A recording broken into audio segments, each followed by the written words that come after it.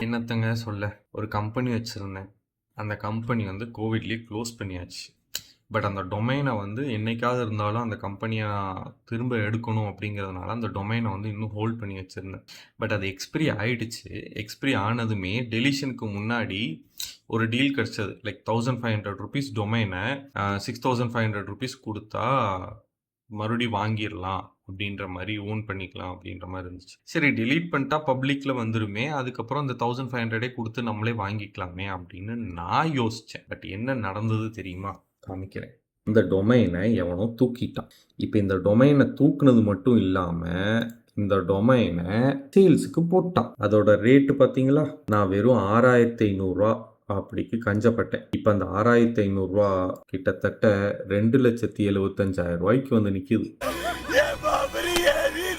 ஊர்ல இருக்கிற அத்தனை பேர்ட்டையும் அறிவு இருக்கான்னு கேட்டிருக்கேன். எனக்கு அறிவு இருக்கான்னு செக் பண்ண மறந்துட்டேன். So sad, so sad, so sad, so sad, so sad.